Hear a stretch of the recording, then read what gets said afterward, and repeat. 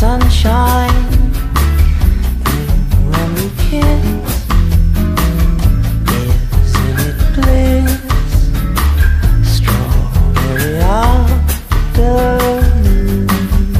Ćao, ja sam Andreja i dobrodošli nazad na moj kanal i danas sam odlučila da izađem napolje i da snimim ovdje video zato što je mnogo ljepše napolje nego u kući, ali malo je bučno napolje, tako da nadam se da vam to neće smetati. Danas ću da vam pokažem lašove proizvode, pošto ja mnogo volim laš. U Bosni ima da se kupi laš. Možete kupiti u Sarajevu, ja sam neke proizvode kupila kad sam bila u Sarajevu, a neke sam kupila i online, pošto imate i opciju da naručite online s njihovog sajta. Ja ću da vam stavim link dole u opisu. Ja volim laš zato što su njihovi proizvodi ručno pravljeni, koriste prirodne sastojke, a također oni ne testiraju na životinjama, što mislim da je jako dobro, i oni recikliraju svoje posudice i na primjer ako skupite 5 posudica možete jednostavno dodati u njihovu radnju i da im ostavite ove posudice, a na poklon dobijete jednu svježu masku, što mislim da je jako dobro. Prva stvar koju sam kupila od laša je ovaj sapun i sad je dosta mali s obzirom da sam ga koristila poprilično dosta, koristila sam ga i ujutru i uveče. I ovo je sapun od aktivnog uglja, što znači da je mnogo dobar za miksere i zaista pomaže. Ja sam ga koristila svaki dan kada ustanem i kada skinem šminku, i pošto sam poprilično potrošila, kad potrošim skroz mislim da ću kupiti još jedan jer je ovo zaista dobar sapun za lice.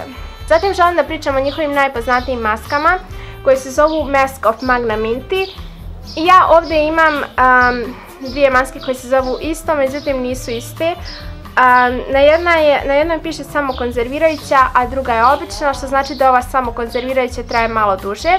Žena koja je radila u lašu kad sam ja bila u Sarajevu mi je rekla da je možda ipak bolje da uzmem ovu samo konzervirajuću s obzirom da je ona za osjetljivu kožu, što jeste istina.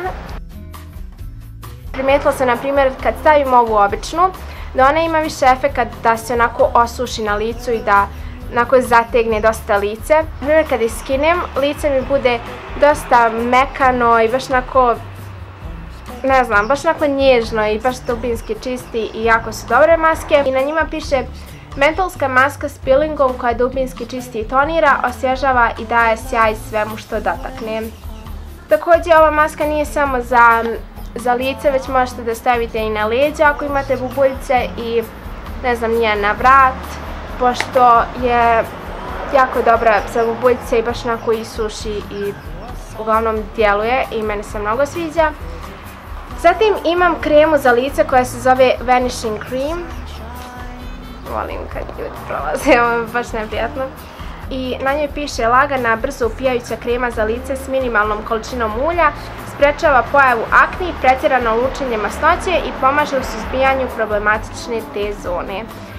Što znači da, na primjer, moje lice je poprilično masno, pogotovo sad ljeti, tako da meni treba neka krema koja dobro hidrira kožu, a koja ne čini da lice bude masno, što je definitivno ova krema, tako da mene je baš oduševila ova krema jer baš sam dugo vremena tražila neku takvu kremu, jer inače kad stavim bilo koju drugu kremu prije šminke, desi mi se da mi se skroz zamasti lice pa se nekako sati, a kad stavim ovu kremu onda se to ne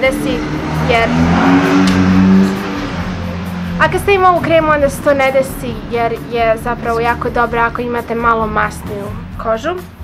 Zatim imam jedan losion za tijelo koji se zove Dream Cream i ovo je losion koji toliko dobro miriše, ja vam ne mogu opisati koliko je lijepo.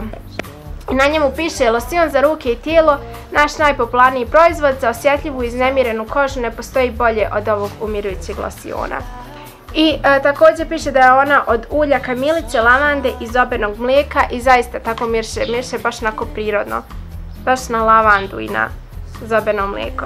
Ovo je losion koji koristim svaki dan i mnogo mi se sviđa zato što se brzo upija i jako lijepo miriše i dobro hidrira kožu, tako da ovo je baš dobar proizvod i eto. Zatim imam njihov tonik koji se zove Breath of Fresh Air i na njemu piše tonira bez zatezanja, omekšava kožu aloe verom, hrani je vitaminima i mineralima, smanjuje isušenost, crvenilo i peckanje. I ovaj tonik obično stavljam nekad i prije šminke, ali obavezno ga stavljam uveče kad skidam šminku, zato što mislim da je tonik bitna stvar kad njegujete lice.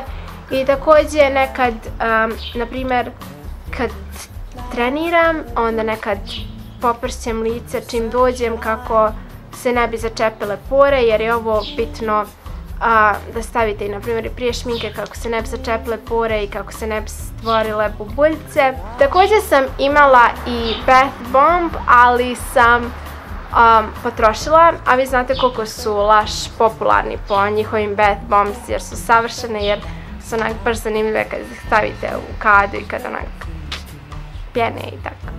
Ok, prestat ću. I posljednje što imam ovdje jeste sapun koji se zove Honey, I Wash the Kids. Koliko je dobar naziv za sapun. Uglavnom, miriše na med i miriše jako lijepo i ovo je bukvalno sapun koji mi dođe da ga pojedem, koliko je dobro.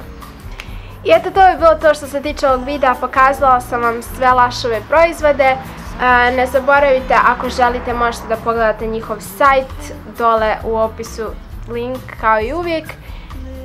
I pogledajte, također ću staviti njihov Instagram profil i Facebook stranicu, ako želite možete da lajkujete. Hvala vam puno što ste gledali ovaj video, a mi se vidimo u sljedećem videu. Ćao!